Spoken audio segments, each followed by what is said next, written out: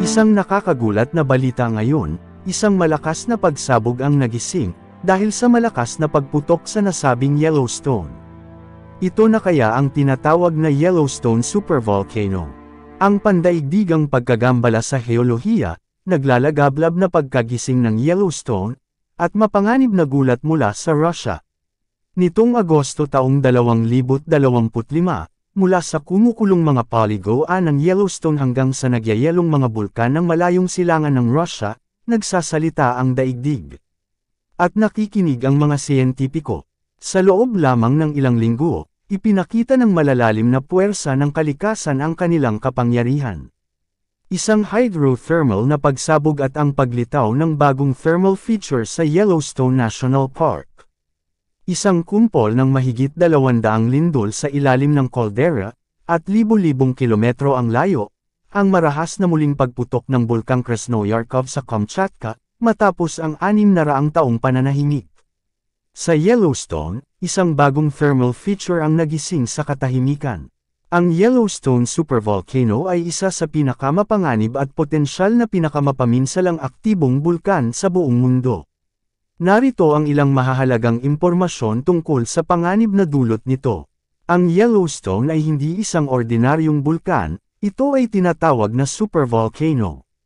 Ang mga supervolcano ay may kakayahang magbuga ng higit sa 1,000 kubikong kilometro ng material kapag sumabog, libo-libong beses na mas malakas kaysa sa karaniwang pagsabog ng bulkan. Sukat ng saklaw ng sakuna. Kung muling sasabog ang Yellowstone tulad ng dati nitong super eruptions, maaaring maabo ang buong North America, kabilang ang US at Canada. Posibleng magkaroon ng volcanic winter, o taglamig sanhi ng abo, na pwedeng magpababa ng temperatura sa buong mundo. Babagsak ang produksyon ng pagkain, maaapektuhan ang klima, at pwedeng magkaroon ng matagalang kagutuman sa maraming bansa. Kasaysayan ng malalaking pagsabog. Ang Yellowstone ay 3 beses nang sumabog sa nakaraan. 2.1 milyong taon na ang nakalipas. Maraming siyentipiko ang nagmamatsyag sa posibleng susunod na pagsabog, ngunit wala pang eksaktong oras kung kailan ito mangyayari. Mga palatandaan ng aktibidad. Pagkulo ng lupa at mainit na bukal, hot springs. Mga lindol sa paligid ng caldera. Pagtaas o pagbaba ng lupa sa loob ng Yellowstone, ground deformation. Kamakailan lang, araw ng ulat, Agosto taong 2025, may naiulat na bagong thermal feature at mahigit 200 lindol, senyales na aktibo ang subsurface system. Sa mga unang buwan ng 2025, nagsasagawa ng routine maintenance ang mga heologo mula sa United States Geological Survey, USGS, sa Norris Geyser Basin, isa sa pinakaaktibong geothermal na lugar sa Yellowstone. Ngunit ang kanilang natuklasan ay malayong maging karaniwan. Sa isang bahagi na kilala bilang Tree Island, isang bagong thermal pool ang biglang lumitaw. Kulay yelong asol, nakapangangilabot ang katahimikan nito, at may lapad na humigit kumulang 13 talampakan. Sa pamamagitan ng satellite images, kinumpirma ng USGS na wala pang ganitong pool noong Desyembre taong 2024. Ngunit pagsapit ng kalagitnaan ng Pebrero taong 2025, malinaw na nabuo na ang isang ganap na thermal spring na nagbubuga ng singaw sa malamig na hangin ng Wyoming. Ang temperatura ng tubig ay nasa 109 degrees Fahrenheit o humigit kumulang 43 degrees Celsius, at may mga palatandaan ng hydrothermal explosion gaya ng mga bitak at basag sa lupa sa paligid ng bagong anyong tubig.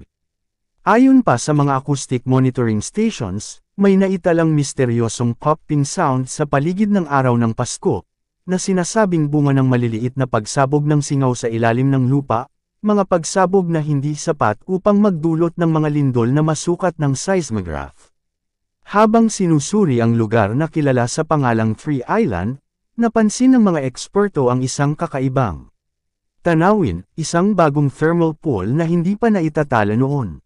Kulay yelong asol ang tubig, tahimik ngunit nakapangangilabot, at tinatayang may sukat na humigit kumulang 13 talampakan ang lapad. Ayon sa satellite images ng USGS, wala pang palatandaan ng pool na ito noong Disyembre taong 2024. Ngunit pagsapit ng Pebrero taong 2025, malinaw na umuusbong na ang isang ganap na hot spring, nagbubuga ng singaw sa gitna ng nagyayelong hangin ng Wyoming. Ipinapakita ng pagsusuri na ang temperatura ng tubig ay umaabot sa 109 degrees Fahrenheit o halos 43 degrees Celsius, sapat upang ipahiwatig na may mainit na aktibidad sa ilalim ng lupa. Mas nakababahala pa rito, may mga palatandaan ng hydrothermal explosion, mga bitak, pagkabasag ng lupa, na naganap ang isang puwersahang pagbuga ng singaw at mainit na likido mula sa kailaliman. Dagdag pa ng USGS, may naitalang misteryosong popping sounds ang kanilang acoustic monitoring stations bandang araw ng Pasko, 2024. Bagamat hindi ito nagdulot ng lindol na masukat ng mga seismometer, pinaniniwalaang ito ay sanhi ng maliliit na pagsabog ng singaw sa ilalim ng lupa. Isang hindi inaasahang pagbabago ang naitala sa Yellowstone nitong Pebrero taong 2025. Isang bagong thermal pole ang lumitaw sa gitna ng malamig na kalikasan. Ngunit ayon sa mga siyentipiko ng United States Geological Survey, USGS. Ayon sa doktor na si Michael Pollan, siyentipiko ng USGS at hepe ng Yellowstone Volcano Observatory. This is Yellowstone being Yellowstone. Ang ibig sabihin, ang biglaang pagsulpot ng mga hydrothermal features ay bahagi na ng likas na pag-uugali ng lugar, pwedeng lumitaw sa magdamag, at mawala rin ng ganoon kabilis. Ipinaliwanag ng USGS na ang biglaang paglabas ng presyon sa ilalim ng lupa ang maaaring dahilan kung bakit bumuka ang ibabaw ng crust ng mundo, na nagbigay daan sa kumukulong tubig sa ilalim ng lupa upang sumabog pataas.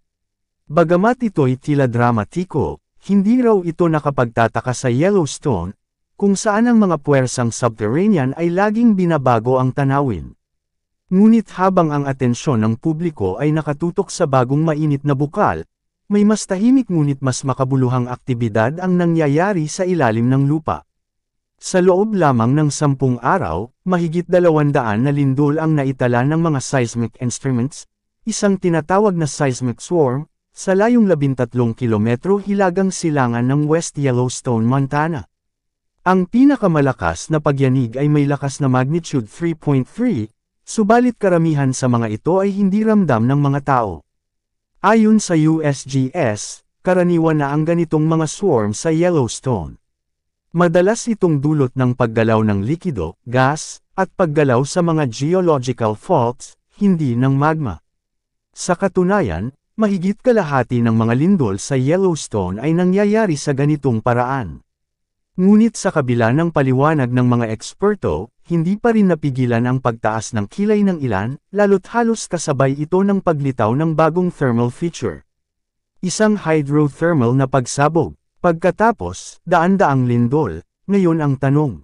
Maaaring ito na ba ang senyales na ang Yellowstone supervolcano, isa sa pinakamalaki at pinakamapanganib na sistemang bulkaniko sa mundo, ay nagigising?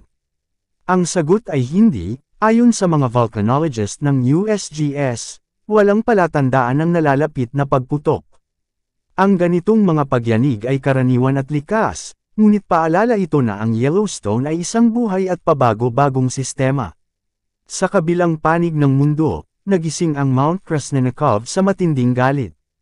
Nanginig ang Yellowstone, isa pang geolohikal na pangyayari ang naganap sa Kamchatka Peninsula sa silangang bahagi ng Russia.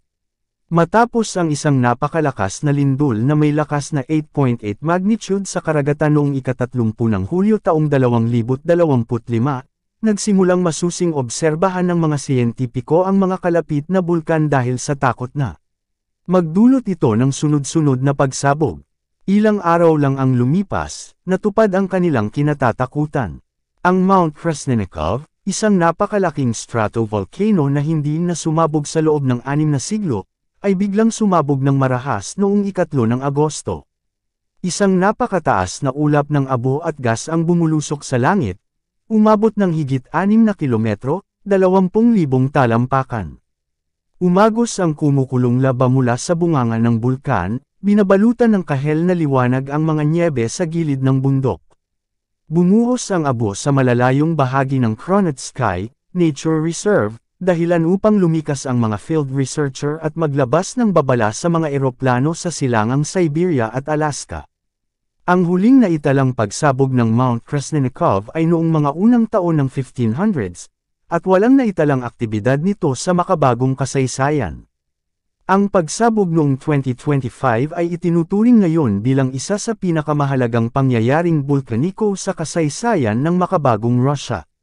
Naniniwala ang mga siyentipikong Ruso na maaaring na-trigger ang pagsabog ng Mount Kresnenikov dahil sa mga pagbabagong tensyon sa crust ng mundo, na dulot ng lindol na may lakas na 8.8 magnitude, isang bihira ngunit mahusay na naidokumentong phenomenon sa mga lugar na aktibo sa tektoniko. Hindi ito basta nagkataon, sabi ni volcanologist Andrei Volkov mula sa Kamchatka Volcanic Institute. Ang crust ng mundo ay parang mahigpit na tinap loop na spring. Isang malakas na lindol ay maaaring magsimula ng sunod-sunod na epekto, lalo na sa mga rehiyong handa na sa pagputok. Mula Wyoming hanggang Kamchatka, ang mga pangyayaring ito ay nagpapaalala ng isang malalim na katotohanan, na buhay ang ating planeta.